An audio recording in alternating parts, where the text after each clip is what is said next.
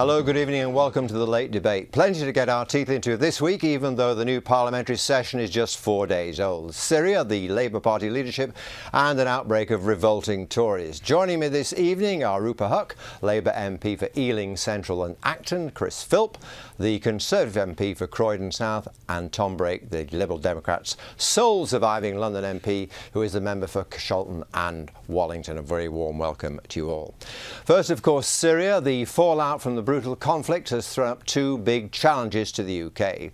What should we do about the flood of humanity seeking refuge? And was the Prime Minister right to authorise using drones to take out British citizens in Syria? In effect, a shoot-to-kill policy, especially after Parliament voted against action over Syria in 2013. Come to that in just a tick, but first of all, let's talk about the decision by David Cameron to accept into this country, to welcome to this country 20,000 refugees over the next 5 years. Is that enough in your view, Rupa? Well, I think we could do better. And I mean, it's good to see that government action was taken as a result of kind of public outrage, really. It was that photo of Aylan Kurdi on the beach that I think spurred him into action. I mean, we've all had, I'm sure, loads of emails about this. I think at last count I had 340, but it's probably gone up by the minute they're coming in. And I think people were quite appalled that it looked like initially the government was sitting on its hands. So I think it's right that he's taking action, but I mean, I think our constituents think we could do better. We could have done it sooner. Let's just take that point about David Cameron's role in this, first of all, Chris. Hasn't his handling of this been cack-handed? No. First of all, he referred to these people as a swarm, an unfortunate phrase to put it mildly. Then he said, no, we can't take any more. Then, as Rupert says, we get this picture of this poor kid dead on a beach intake, and suddenly we are taking more. I mean, not his finest hour. Let's be clear here. British. Let me answer the question. Let me answer the question. British action to help Syrian refugees long predates that photograph. First of all, we are the largest donor, and have been for some time, the largest donor of aid to refugees in Syria and on Syria's borders. We're spending £1 billion in response to this particular crisis. And that's been happening for some time. Only the US in the world gives more aid than we do. So that's been happening for a long time. And of course, the programme to bring Syrian refugees over here did already exist.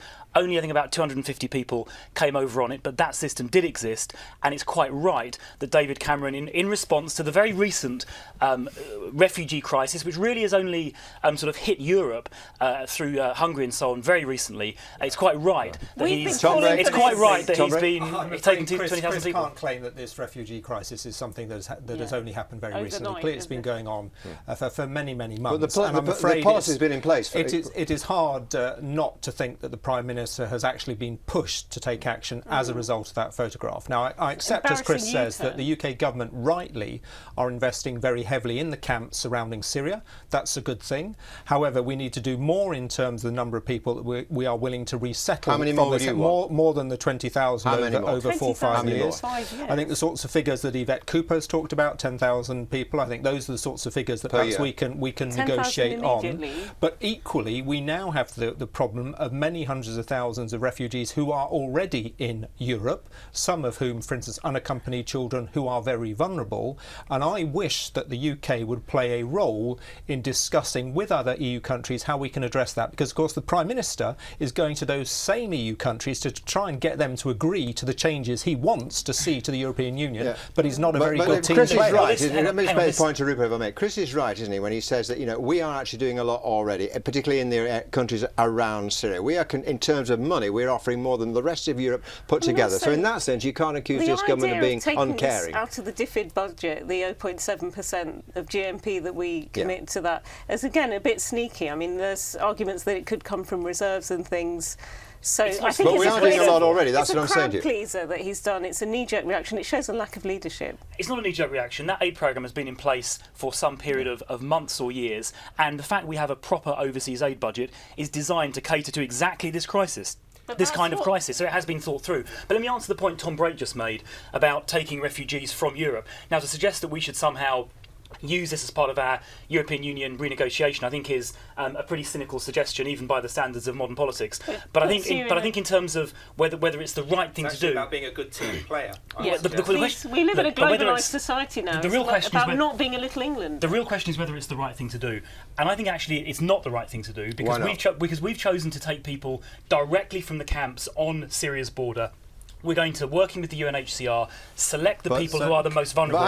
And we're going to, hang on. We're going to select the people who are the most vulnerable. The problem with resettling people who have come to Europe is that it simply encourages more people to come. I would suggest to Chris, that some of the most vulnerable people who are already in the European Union are unaccompanied children. So, Chris, are you saying that we should not take any responsibility for those people? Are you suggesting that unaccompanied children are going to come from Syria as a result of the UK government being willing to take some of those people? I don't think that would happen. We shouldn't talk over each other because no one can hear at the end of it. I'm as guilty of it as you are, so my apologies. But wouldn't that encourage other people to take that hazardous journey from Syria across the sea and arguably cost more lives as well? Well, I think if we're talking about unaccompanied children, I think the impact in Syria and surrounding countries, I think, would be limited. But the fact is that we have many unaccompanied children in the European Union now who need support. So either we say it's nothing to do with us, which I'm afraid seems to be Chris's point of view, or alternatively we say actually the UK does have a responsibility, as we took in the Second World War, and let's stand up and be counted. The moral obligation in just a tick. But first of all, I'll ask you this. I mean, the first year, apparently, the money for the people coming over to this country from Syria will be paid for out of overseas aid. What happens after that? I mean, can local councils be expected to cope with the extra expense of this? I mean, they need government support, and I think Yvette Cooper and Hilary Benn today have been consulting with local authorities to see that they have the capacity not only to take these people, but also the adaptation and the integration that follows with them. So, I mean, there needs to be government support. In surveys say we haven't. Many people in this country say, sorry, we're full. You haven't seen my postbag, John. You haven't seen my inbox. I mean, people have written to me saying they're ashamed of this. What about the moral obligation, Chris? I mean, we could go back to the Second World War. This is the biggest migration crisis we've had in Europe since the Second World War. We have a long and proud tradition of helping people in crisis, people who are scared in their own country, under threat of death in their own country. Yeah. Surely we have a moral obligation to do more than David Cameron has said. Surely we have a moral obligation to do as much as other European countries. Well, we do have a moral obligation, and it is a human tragedy what's happening. And I think by spending £1 billion a year helping people on those borders, and by taking 20,000 of the most vulnerable people directly from the conflict zone into this country, we are discharging that moral obligation. If you simply open the borders, as Tom or as other European countries have done, it simply attracts people to make a very dangerous journey, like the little boy you mentioned, who had been living in Turkey for 3 years. What's the difference between his life and someone on a camp? I mean, a life is a life. I think that it seems a very arbitrary... Well, the problem is the reason that poor boy, who's about the same age as my children, died, is because his father and his family put them in the hands of dangerous people smugglers. One other point to you, if I may, Rupert. I mean, many people argue that those people who are in Europe are no longer refugees because they are in a safe place. They're not under any threat. If they're anything, they're economic migrants. They're not refugees once they land in a country where it's safe. I mean, I think that there are many categories of... I think that we shouldn't sort of... This just seems to be us sitting on our hands and... 20,000 people just sitting on our hands. I'm sorry, that people who arrive in the European Union, in whichever country within the EU, if they are asylum seekers... or refugees, they remain refugees and they become accepted into the UK. They do not suddenly become economic migrants. Let's deal with the other aspect of this huge event in the last few days, and that's the decision by this government to kill British citizens in Syria, jihadists in Syria, by drone attack. Without presenting to us any evidence, any firm evidence that these two people were plotting to kill people in the UK. Is that satisfactory? Well, I think the government acted to defend British citizens. There was evidence, intelligence evidence, which understandably can't be made public, that these people. Can we have a hint? Well, I think there was more than a hint. We were all three of us in the House of Commons on Monday when the Prime Minister went through this. They were and still are, or until the drone strike, plotting and directing potential terrorist activities in this country.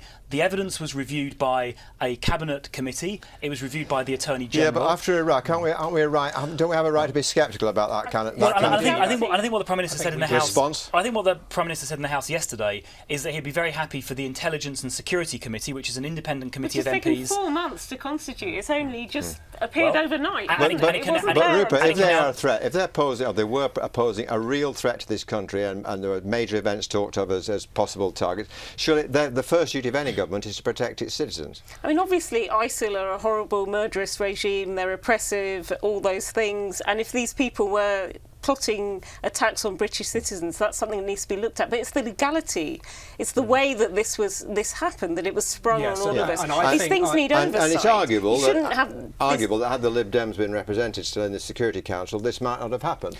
Well, we simply don't know, and that is why first thing on Tuesday morning I put an urgent question request into the Speaker, which unfortunately he didn't grant, which was to bring the Prime Minister back to Parliament for him to set out the legal basis on which the decision had been taken. Now, accept that he can't put into the public domain everything, but unfortunately we're left in a position where we're being told that there was an imminent threat, which is, I think, the criteria that has to be used to assess whether this was a legal action or not, but we're not really given any of the information at all. And of course, the risk is that this is actually escalation and we end up with military action. The point I was just going to make, I was in the company of a very senior police officer yesterday who is involved in counter-terrorism, who took the view absolutely unequivocally that this will cause further radicalisation of young people here in this country, in big cities like London. That this could be counterproductive.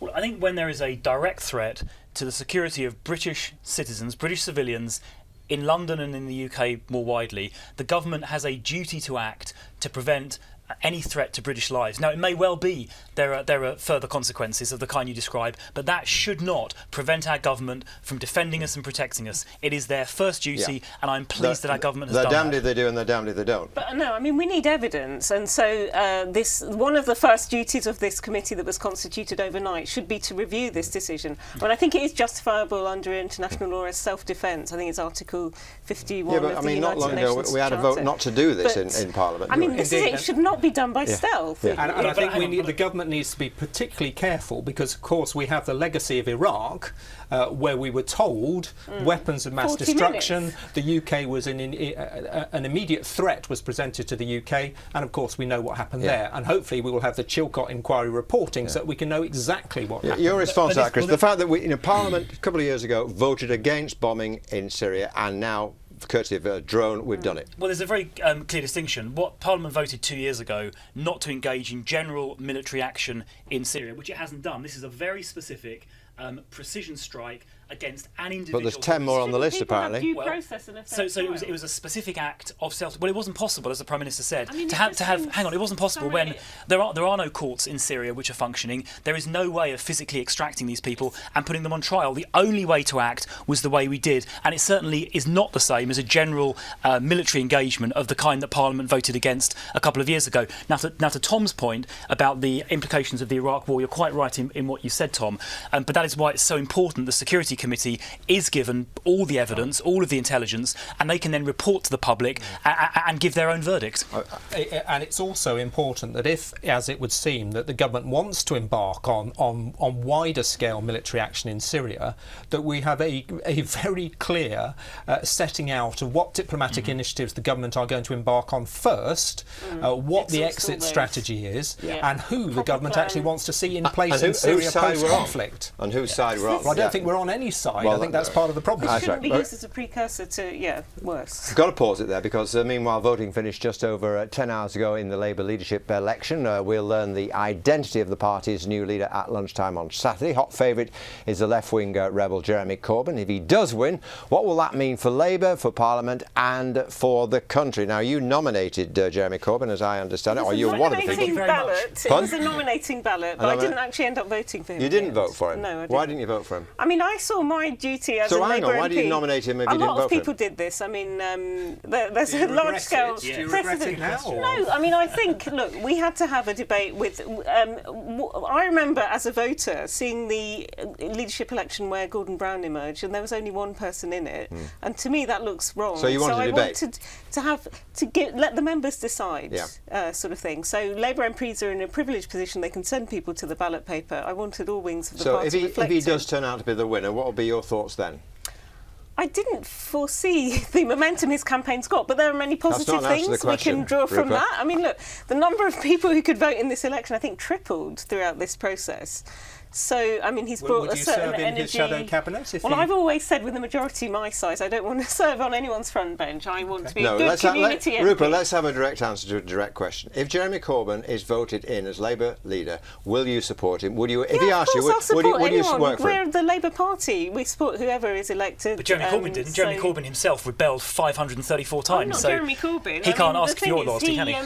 Look, I mean, he's what do you think, by the way? I know you're trying hard to wipe the smile off your face about the prospect of Jeremy Corbyn winning the Labour Party leadership contest, but what do you think about those Tories, maybe some Tory party members who masqueraded as Labour supporters, paid their £3 and voted for Corbyn in the hope he'd get elected? A bit embarrassing, isn't it? A bit shameful. I think there are very few, if any of them, and I'm certainly not one of them. There are enough. I think what we've seen is the Labour Party sort of revealing what it has become, which is sadly for British politics a long way away from the sort of moderate, inclusive politics we saw when New Labour was swept to power in 1997. We're seeing the Labour Party move away to a party which is dominated by trade unions and which doesn't understand the language of aspiration, doesn't understand that people want to work hard and make progress. This electoral process than it was before. I know Jeremy Corbyn. We're fellow London MPs, and I really like him as a person. Unfortunately, his policies, I think, would take the country in completely the wrong direction. And I think even if he doesn't win, I think it shifts the centre of gravity of the Labour Party much further to the left. If it splits the Labour Party, Tom, I mean, that's not good for democracy, is it? I mean, any government should welcome a strong opposition, should it not? Yes, of course. And I think if Jeremy Corbyn is elected, that they will probably get a very strong opposition from the Labour Party. Unfortunately, the policy stance that his party will be taking, I think, is one that people in the wider country will not accept. I think what we, as perhaps Liberal Democrats and Conservatives, what we've got to try and capture perhaps for our own parties is the undoubted enthusiasm that the new members of the Labour Party have got for Jeremy Corbyn. We've got to try and generate that for our own parties. It does demonstrate that very point, doesn't it? Particularly young people have gone to him in their droves, and they are in effect saying, we're fed up, with no disrespect to with you lot, established politicians, we want something fresh, we want something new. And maybe the Labour Party has to recognise that, take that on board, and maybe that's the future for the Labour Party. I mean, all over Europe we've seen, I think it was Beppe Grillo in Italy and his party Five Star in Greece. It's been the extreme right, Golden Dawn. These sort of out-of-the-box type of parties have been doing well because they're a bit different. I think people are bored with politics being Pepsi and Coke and more of the same. It's also possible that if Jeremy Corbyn does get elected and more people support him, that detracts support for people like yourself in the Lib Dems, because it takes away some people who are left-wing inclined. Well, my experience of recent politics is that within the Labour Party there are not actually that many Liberals. So there is still a need for a Liberal Party, our party, which is strong on civil liberties issues, for instance. And I don't think the people who are supporting Jeremy Corbyn are necessarily attracted by that. So I don't think we're campaigning, we're not pitching for the same support. OK, I'm going to pause you there. David Cameron got an unwelcome reminder of the problems in store for him in this Parliament on Monday when the government was defeated over the rules for the European referendum. 37 Conservatives rebelled to inflict the earliest government defeat after a general election since 1945. Could we be in for a rerun of the Conservative split over Europe of the 1990s? Right, let me kick off with you, obviously, Chris. I mean, quite a blow to his authority, this, wasn't it? Well, I'm not sure it was. The rebellion, and it was a rebellion, was on a relatively technical part of the European referendum bill. The most important thing is we are going to have that referendum bill. We've delivered our promise to have a referendum by 2017. The rebellion was on the exact rules governing what the government and the government machinery can and can't do in the weeks immediately prior to the referendum. To be honest, it was a pretty technical, pretty techie but it was a defeat. All we read about is defeat for Cameron, and that's what the people take away. And it was a defeat, a resounding defeat. And I'm telling you what the substance is. And the substance is that it was a relatively technical issue to do with the precise rules governing the way the campaign gets run. And it wasn't a major issue. It wasn't a sort of a big issue that's going to cause the government to crumble. It was a relatively technical issue. We'll take it. I'm not sure there will be. We'll take it in our stride and move on. And to be honest, talking to colleagues just after the vote, I was sort of wondering how people would react. But as we were sort of milling around Central Lobby afterwards, nobody was nobody was saying, "Oh, this is terrible. What's just happened?" It was, well, that's interesting. Let's move on. I think Chris is doing a good job of trying to brush this under the carpet. Clearly, it was a split, and what it has demonstrated is that the Eurosceptics in the Conservative Party have the ability on certain issues to join up with the other parties and to defeat the government. Incidentally, we actually supported, the Liberal Democrats, we supported the government on this particular vote because we feel that there are circumstances in which the government should be allowed to say things about Europe during the course of a referendum campaign. For instance, if Greece were to leave the European Union, it would be very strange for UK government ministers not actually to be able to say anything about it. So we thought it was a sensible proposal. A clever bit of mischief making on the Labour Party. Got the headlines you desire, but impact really not very powerful. First day back and they're defeated. I mean, it's not great for them. They've got egg on their face. What it means is that in the 28 days leading up to this referendum, public money cannot be used to tell the public which way they're going to vote. We had that for the AB referendum, we had that for the Scottish referendum, we had that in general elections. I think it's right and proper that the Labour amendment got through in the end. And it shows that we can do things. I mean, I never expected to be an opposition MP. My seat, Ealing Central and Acton, was meant to be one that was taken when Ed Miliband was heading to Downing Street. But we can inflict defeats on this government. To defend the government, I must say that, in fact, the government never had any intention of using government money to pump out leaflets in favour of what... We've got to be smart. There are independent-minded... Repercussions of this long term and the change in the rules about the question, isn't it now even more likely, in view of what we were talking about earlier on, about the migrant crisis, isn't it even more likely that come that referendum, if we don't get a successful negotiation in Europe, which is highly imminent, is it even more likely now that we'll no longer be in the EU? Well, look, it's up to the public. I mean, there's no point speculating about what the public may or may not think in 2 years' time. A week's a long time in politics. 2 years is a lifetime. But the most important thing is it won't be politicians and MPs like us making the decision. It'll be the public, and that is the most important thing. And if that did happen, what would be your response? I mean, look, we're going to be campaigning to remain in the European Union. We get massive benefits from it. Ask any business leader, all these people, all the social benefits, the maternity leave that I've had, cheaper air tickets, all sorts of things. 15 seconds to your point of view. Well, we would like to stay within the European Union, and I think what we want to hear is from people who run businesses, from professionals, from everyone else, not just politicians, about the reasons why we're stronger in Europe. OK, leave it there. Thank you very much indeed. I'm afraid we have run out of time. Thanks to my guests, to Rupert, to Chris and to Tom, and most importantly, of course, to you at home for watching. I'll be back next month after the party conferences with another tasty helping of capital politics. Until then, from all of us here in Westminster, good night, enjoy your evening.